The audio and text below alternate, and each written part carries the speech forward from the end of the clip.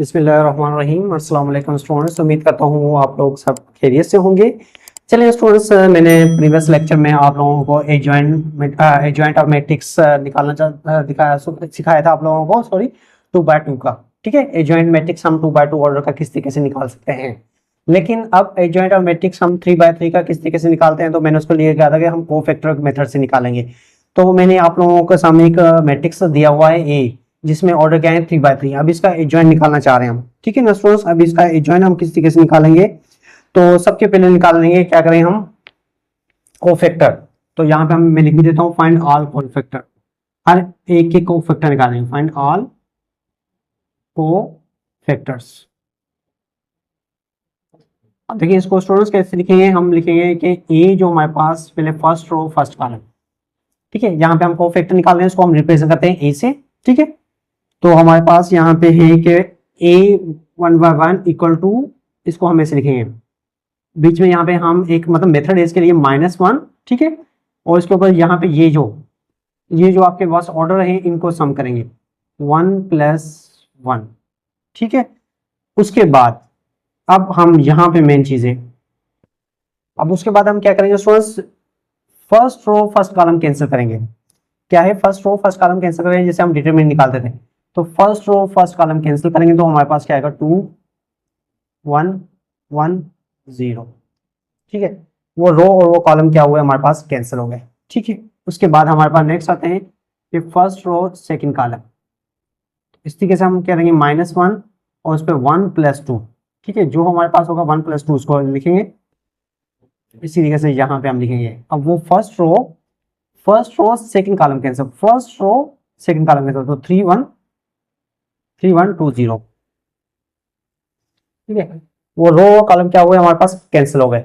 ठीक है, इसी तरीके से अब आते हैं 1 3, मतलब फर्स्ट रो थर्ड कॉलम। तो -1 जो मेथड है हमारे पास, 1 + 3। अब वो रो और वो कॉलम क्या करेंगे हम कैंसिल, मतलब फर्स्ट रो और third column cancel, first row third column cancel. तो हमारे पास कितने आ गए, 3 2 2 1। ठीक है, यहाँ पे मैं इसे लिख देता हूँ, मतलब फर्स्ट रो और थर्ड कॉलम कैंसिल।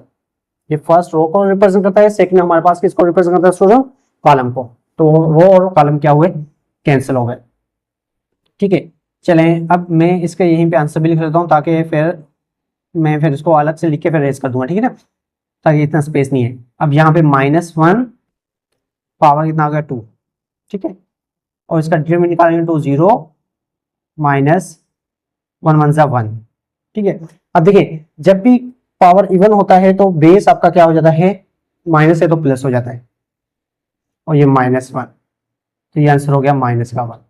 ठीक है, तो मतलब इसका जो पूरे का आंसर आया वो आया है -1। ठीक है, चलें इस पे आ जाते हैं हमारे पास। तो -1 और 1 + 2 कितने हो गए स्टूडेंट्स, 3। ठीक है, 3 0 0, 2 1 ज़ा, तो क्या होगा हमारे पास, ये होगा 2 1 2। ठीक है, ओके, चले अब -1 है और उसमें पावर क्या है 3 है, तो ये -1 और ये -2। तो आंसर क्या होगा, -1 को +2 से मल्टीप्लाई, -2 से मल्टीप्लाई करोगे कितने हो गए, प्लस के कितने आ गए हमारे पास 2 आ गए। ठीक है, तो -1 और इसका आ गया 2। ठीक है, इसी तरीके से यहाँ पे आ जाते हैं। अब ये -1 और इस पे पावर 1 + 3 कितने हो गए 4, और 3 1 ज़ा 3 और 2 2 ज़ा 4, माइनस के बीच में 4, 3 में से 4 गया स्टूडेंट्स 1 होगा, और यहाँ पे पावर क्या है प्लस है, तो -1 और +1 कितने हो जाएंगे, यहाँ पे होगा 1। ठीक है, तो समझो कि हमारे पास फर्स्ट रो के जितने भी एलिमेंट्स हैं ये आ गए -1 2 1। ठीक है, तो इसका मतलब है कि हमारे पास यहाँ पे मैं इसको मेंशन भी करता जा रहा हूँ कि हमारे पास जो है इसका जो है कोफैक्टर, जो आंसर आ रहा है वो यहाँ पे आ रहा है फिलहाल -1। ठीक है, -1 उसके बाद 2 और थर्ड क्या है हमारे पास 1। ठीक है, यहाँ तक आपको समझ में आ गई होगी बात स्टूडेंट्स। ठीक है, ये मैं इसको ऐसे लिखता, ये मैंने ऐसे कर लिया। ठीक है, चले अब आते हैं हम, फर्स्ट रो कंप्लीट हो गया। अब उसके बाद आते हैं हम, यहाँ पे मैंने कर दो फर्स्ट रो, अब आते हैं second row first column. Second row first column मतलब -1 और क्या होगा 2 + 1। अब इसका मतलब वो रो और वो कॉलम क्या हो गया स्टूडेंट कैंसिल, मतलब second row first column cancel. तो 2 - 1 और 1 और 0, ठीक है, 1 और 0, ठीक है। चले इसको अगर मैं यहीं पे सॉल्व कर लेते हैं तो -1 और इस पे पावर आ गया 3 और ये हो गया 0, -1 को -1 से बीच में निशानी है, 1 को -1 से किया 1 और ये -1 कितना होगा प्लस का 1। तो -1 तो ये आपका पावर क्या होगा -1 और 1 कितना होगा माइनस प्लस का 1 माइनस का 1, ठीक है। तो मतलब आपका सेकंड रो फर्स्ट कॉलम पे आंसर क्या आ रहा है -1, तो यहाँ पे लिख लिया मैंने, ठीक है। चलिए उसके बाद आते हैं हम सेकंड रो सेकंड कॉलम -1 तो 2 + 2, ठीक है। तो ये हो गया हमारे पास 2 + 2, मतलब वो सेकंड रो सेकंड कॉलम आपका कैंसिल। तो 1 - 1 और 2 0। अब इसको सोल्व कर लेते हैं। 2/2 का हमारे पास आंसर आ रहा है -1 पावर 4 होगा, ये तो 1 होगा, ये तो इतना पता चल गया। 0 और ये -1 ऑलरेडी है, बीच में माइनस आ गया तो क्या होगा प्लस का 2। तो 0 2 कितने 2 को 1 से करेंगे तो आंसर आएगा हमारे पास 2, ठीक है।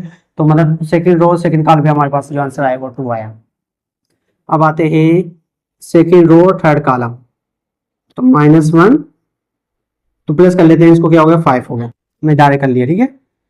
अब सेकंड रो थर्ड कॉलम कैसा 1 2 2 1 1 2 2 1, इसका क्या हो जाएगा स्टूडेंट्स -1 ही रहेगा।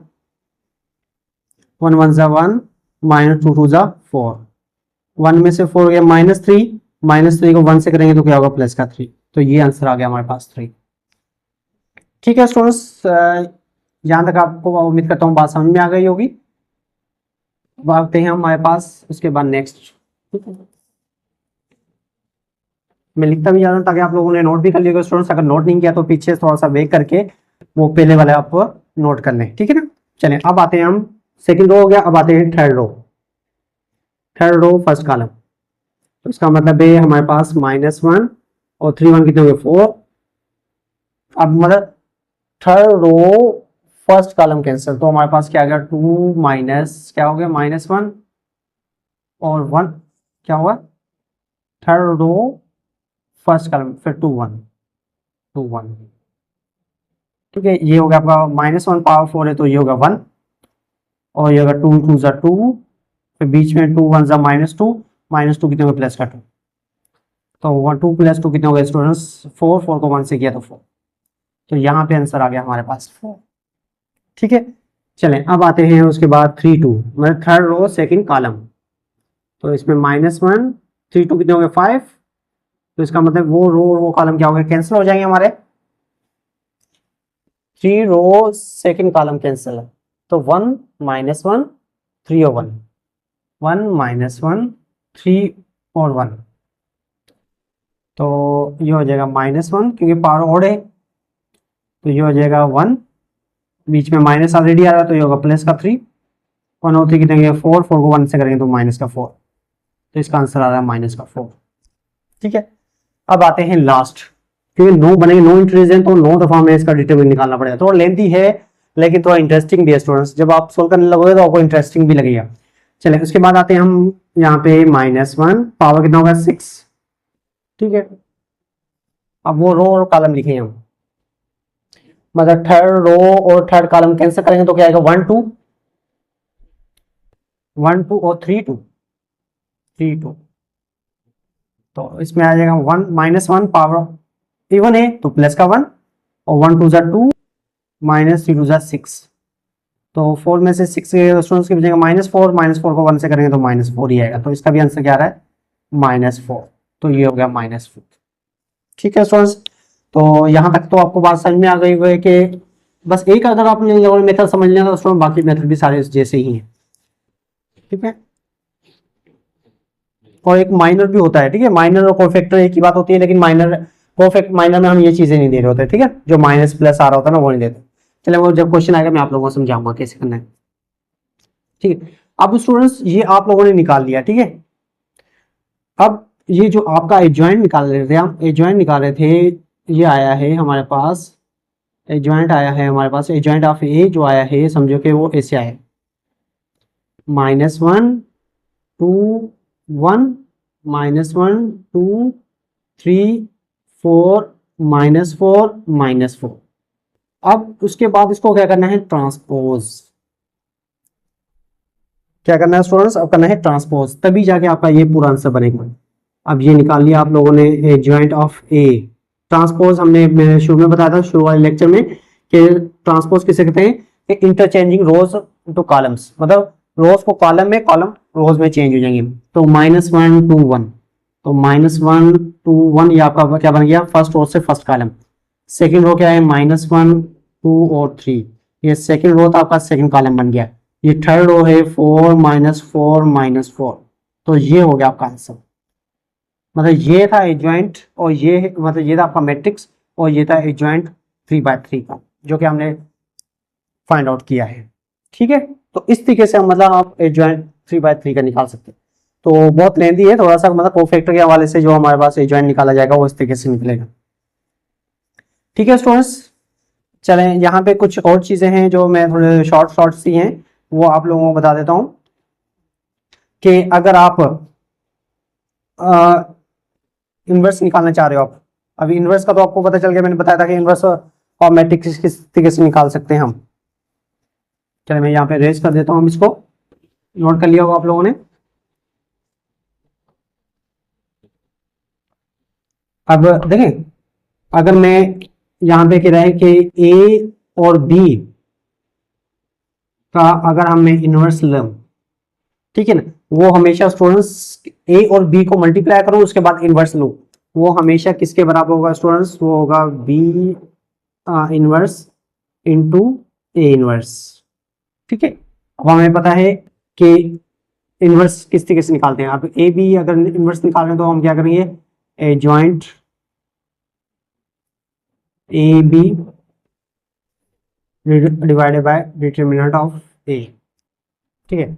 मतलब ए बी को आप मल्टीप्लाई करोगे तो जो मैट्रिक्स आएगा उसको आप क्या करोगे, जॉइंट निकालोगे, फिर उसके बाद डिटरमिनेंट निकालोगे, तो वो इक्वल होगा इस तरीके से, adjoint of B divided by determinant of B, और वो आपका मल्टीप्लाई होगा adjoint of A divided by determinant of A, ठीक है। मतलब इस तरीके से आप अलग अलग सबके मेथड अप्लाई करोगे, मतलब यूज वो करोगे, फाइंड आउट करोगे, तब जाके इससे पता चलेगा। बस ये एक चीज ये याद रखना कि जब भी आप ए बी इन्वर्स निकाल रहे हो तो वो किसके होगा, B inverse into A inverse. हाँ, अगर हमारे पास 3 आ जाए, ए बी सी, तीनों मैट्रिक्स को अगर हम मल्टीप्लाई करें उसका इन्वर्स निकाल रहे हैं तो वो किसके बराबर होगा, सी इन्वर्स, बी इन्वर्स और इंटू ए इन्वर्स, ठीक है। ये आपके ऑब्जेक्टिव टाइप में बहुत अक्सर क्वेश्चन आते हैं, इवन के जब आप उसमें जाओगे, फर्स्ट इंटर में जाओगे तो भी इसके हवाले से आपके पास क्वेश्चन होते हैं, ठीक है। इससे इस टाइप के क्वेश्चन आएंगे भी एक्सरसाइज में, मैं आप लोगों को समझा भी दूंगा, ठीक है ना। बस आप लोगों को ये बताना चाहिए कि जॉइंट और डिटरमिनेंट हम कैसे निकालते हैं, वो ऑलरेडी हम समझ चुके हैं, ठीक है। ओके स्टूडेंट्स, तो आज का लेक्चर यहीं पे था, वाइंड अप करते हैं। अगर मजीद टॉपिक करेंगे तो थोड़ा सा लेंदी टॉपिक हो जाएगा, ठीक है। ओके स्टूडेंट्स, अल्लाह हाफिज।